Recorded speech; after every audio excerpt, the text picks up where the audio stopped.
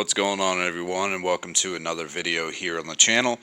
Today we are going to be talking about something that's very important on these cars, and let me grab my keys and I'll show you exactly what we've got going on. So these cars are very notorious for having a single issue that is more annoying than any other issue, and that is the oil pressure gauge being stuck at 120 psi. Thankfully, there's a simple fix for that, and there's a few different reasons why that happens, but one of the most common reasons is the oil pressure sensor.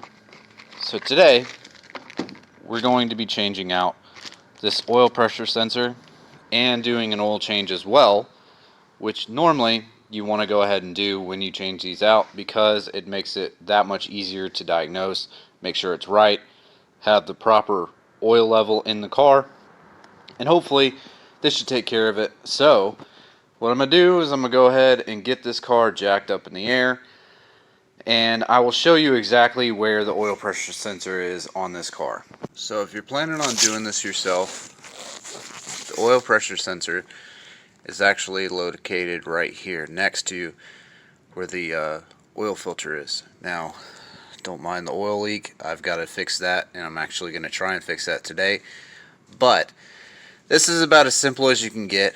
As you can see right here, this plug is a little mangled up. Hopefully it's not losing signal. But yeah, normally if you have that issue with the oil pressure sensor, this is your culprit. So we're gonna go ahead and change it out. It's literally, you know, you can get them for like 15 bucks, or you can get them up to $20, depending on who you buy it from. So it's not really a super expensive thing to change out. Plus, if it doesn't work, you're only out $15. So as you can see, just did the oil change, well, drained the oil. But now we're to where we can get to this. So this is essentially a 15/16 size to take this off. And it's not very tight, so you don't have to worry about it, you know, being a pain to get off the car. So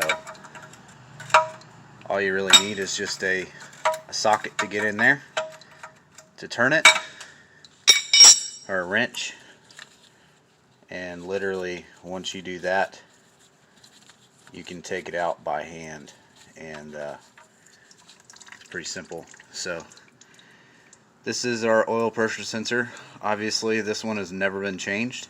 It's the original one, so it's not really surprising that it went bad.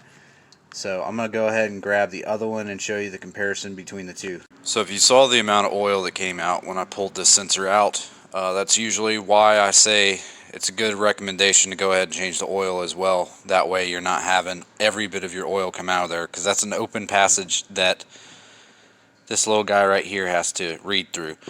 So this is the new one.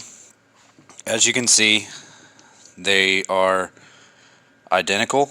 Only thing being different is just the plastic. That's the OEM plastic, and this is the aftermarket. But essentially, this is the exact same sensor, has the exact same hole on the back of it.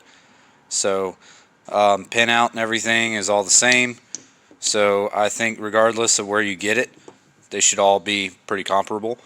So we're going to go ahead and grab this one and put it in the car, and hopefully that should be taking care of that portion of it. Alright, so we're going to go ahead and get this one put in where it needs to go. Be sure to not cross thread these, because this is not a good spot to have a cross threaded sensor.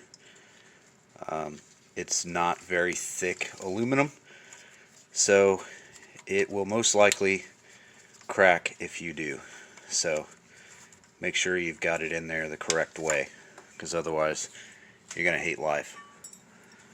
So I'm going to get this thing tightened back up, and from there go ahead and finish the oil change. I'm not really going to film a lot of that. I'm just going to finish it up, and hopefully that'll take care of it. But I'm going to get this tightened up, and I'll check back in a minute. So new oil pressure sensor is installed. It's all the way tightened down. Didn't over tighten it or anything, so we're good there. So all that's left really is just finishing the oil change, starting it up, seeing what we've got as far as the pressure goes. As long as this fixed the issue, then we know that this is what caused it. But a lot of times there can be other underlying circumstances that causes this, but we'll see what happens after we put the oil in.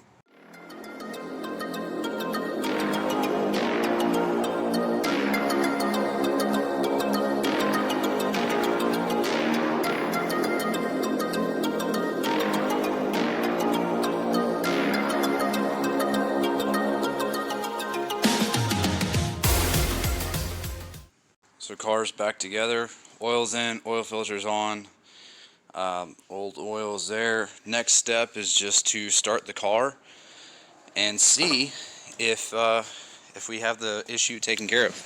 So what we're going to be doing is, while I'm starting it, I'm going to have the camera pointed right at that gauge to see if it's been taken care of.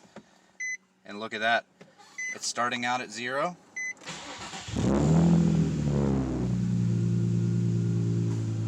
And it's right where it needs to be. So in case you're having this issue with your car where the oil pressure sensor or the oil pressure gauge is not working, this is what you need to do. So $15 part, some oil, filter, that sort of thing, you can have yours fixed. So thankfully that worked out really well. So that pretty much concludes the video. Hopefully this will help you in your endeavor in fixing your car. It seems like a pretty common problem with these cars. Sometimes it can be something else. It can be an oil restriction, or it can just be a faulty gauge in general. But thankfully it worked out well on this one, and hopefully it'll do the same thing for you.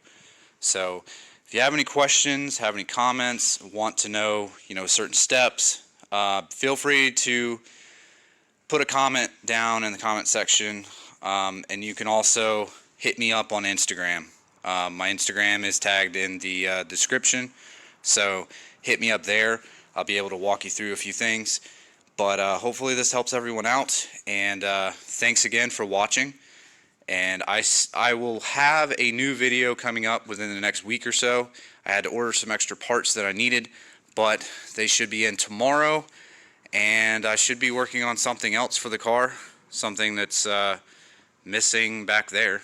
So yeah, hopefully this helps you out, and I appreciate you guys watching, and have a good one.